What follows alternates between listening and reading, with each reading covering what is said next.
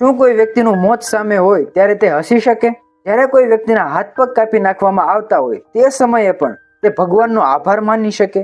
મિત્રો, ઇતિહાસમાં એક એવો સંત થઈ ગયો જેણે ભરી સભામાં બૂમ પાડીને કીધું કે અનલ હક, એટલે કે હું જ ભગવાન છું, હું જ ઈશ્વર છું ને હું જ ખુદા છું.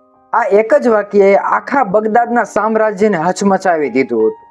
ત્યાંના લોકો જે હતા એ આ વ્યક્તિને પાગલ કહેતા, ત્યાંના ધર્મગુરુઓ આને કાફિર કહેતા, અને આજે સદીઓ પછી પણ એને પ્રેમનો શહીદ કહેવામાં આવે છે. તો આ વાત છે મંસૂર અનહલ્લાજની.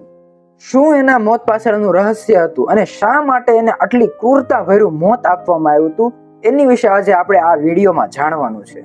નમસ્કાર મિત્રો, તમારું સ્વાગત છે તમારી મનપસંદ ચેનલની અંદર. આજે આપણે સૂફી જગતના સૌથી વિવાદાસ્પદ અને ચર્ચિત સંતની વાત કરવાની છે, મંસૂરની વાત કરવાની છે. મંસૂરનો જન્મ 858 ની અંદર ઈરાનની અંદર ફારસમાં થયો હતો. તેનું પૂરું નામ હતું હુસેન બિન મંસૂર. નાનપણથી જ એનું ધ્યાન દુનિયામાં ઓછું અને ઈશ્વરને શોધવામાં વધારે હતું. નાનપણથી જ એણે કુરાનને કંઠસ્થ કરી લીધું હતું. મંસૂરને માત્ર કિતાબી જ્ઞાન નહોતું જોતું, એને તો ઈશ્વરની શોધ કરવી હતી. એટલા માટે એ નાની ઉંમરમાં જ ઘર છોડીને નીકળી જાય. મંસૂર બગદાદ પહોંચે અને એ સમયે બગદાદ એક જ્ઞાનનું કેન્દ્ર હતું અને ત્યાં એ જુનેદ બગદાદીના શિષ્ય બને છે. શરૂઆતમાં મંસૂર જુનેદ બગદાદીના માર્ગદર્શનમાં રહ્યા, પણ મંસૂરનો સ્વભાવ ખૂબ અલગ હતો. મિત્રો, સૂફી જગતની અંદર બે પ્રકારના રસ્તા હોય છે. પહેલો રસ્તો એક તો શાંત રહીને ભક્તિ કરવી, અને બીજો રસ્તો હતો મસ્ત મોલા, મસ્તીમાં આવીને સત્યની પુકાર કરવી. મંસૂર બીજા રસ્તાના મુસાફિર હતા. એમણે એના ગુરુજીનો આશ્રમ છોડી અને ભ્રમણ કરવાનું શરૂ કર્યું. તેમણે ભારત, ચીન, મધ્ય એશિયા બધે ભ્રમણ કરી અને ઘણું બધું જ્ઞાન મેળવ્યું. મંસૂરના જીવનનો ટર્નિંગ પોઈન્ટ ત્યારે આવ્યો જ્યારે તેણે ખુદે એક નારો આપ્યો, અનલ હક. અને આનો મતલબ સામાન્ય લોકો માટે એવો થાય છે કે હું જ ખુદા છું, હું જ ઈશ્વર છું, હું જ ભગવાન છું. પણ મંસૂર માટે આનો અર્થ સાવ અલગ હતો. જ્યારે સૂફી સંત સાધનામાં ડૂબી જાય છે અને ચરમસીમાએ પહોંચે છે ત્યારે તેને ફના કહેવામાં આવે છે. અને ફના એટલે કે પોતાનું અસ્તિત્વ મટી જવું. જેમ ખાંડનો દાણો પાણીમાં ઓગળી અને ખુદ પાણી બની જાય છે, એવી જ રીતે મંસૂર પણ ઈશ્વરના પ્રેમમાં એટલો ઓગળી ગયો હતો કે તેને પોતાની અંદર અને બહાર ઈશ્વર સિવાય બીજું કંઈ પણ નહોતું દેખાતું.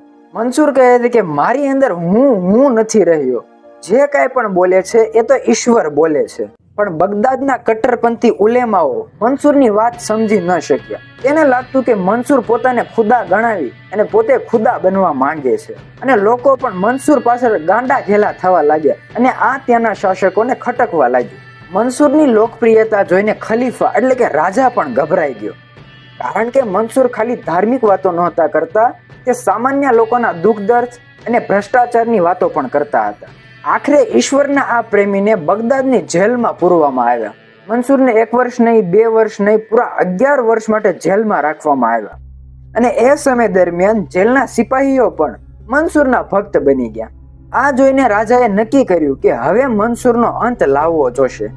કાઝીઓએ ફતવો બહાર પાડ્યો અને કહ્યું કે મંસૂરનું લોહી વહેડાવવું એ જાયઝ છે અને તેને મૃત્યુદંડ આપવામાં આવે.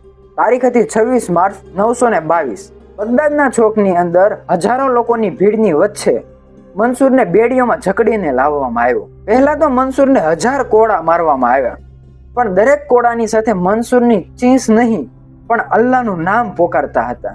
જ્યારે મંસૂર આખા લોહી લુહાણ થઈ ગયા ત્યારે જલ્લાદોએ પહેલા તો મંસૂરના હાથ કાપ્યા, પછી પગ કાપ્યા. અને આ દરમિયાન એક ખૂબ અદ્ભુત એવી ઘટના બની. મંસૂર હસ્યા અને પોતાના કપાયેલા હાથના લોહીમાંથી એ લોહી લઈને મોઢે લગાવ્યું, જાણે કોઈ વરરાજો તૈયાર થયો હોય. લોકોએ પૂછ્યું, મંસૂર આ શું કરો છો? ત્યારે મંસૂરે જવાબ આપ્યો કે હું પ્રેમની નમાઝ પઢવા જઈ રહ્યો છું.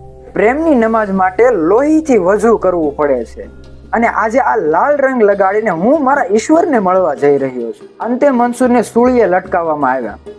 જ્યારે તેમનું માથું કપાવવામાં આવ્યું ત્યારે પણ લોકોનું કહેવું હતું કે કપાયેલા માથામાંથી પણ અનલ હકનો અવાજ આવ્યો.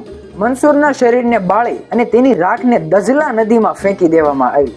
અને ઇતિહાસ આજે પણ સાક્ષી છે કે તે દિવસે દજલા નદીની અંદર તોફાન આવ્યું હતું. મિત્રો, મંસૂરને મારી નાખવામાં આવ્યા, પણ શું તેમનો અવાજ દબાવી શકાયો? આજે 1000 વર્ષ પછી પણ દુનિયા મંસૂરને યાદ કરે છે.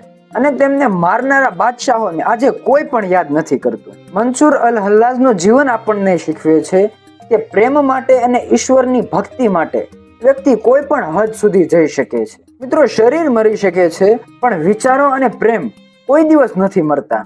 મિત્રો, તમને મંસૂરની આ કહાની કેવી લાગી? કોમેન્ટમાં તમારો અભિપ્રાય આપી જરૂર જણાવજો. જો વિડીયો ગમ્યો હોય તો લાઈક કરી અને તમારા મિત્રોને શેર કરો.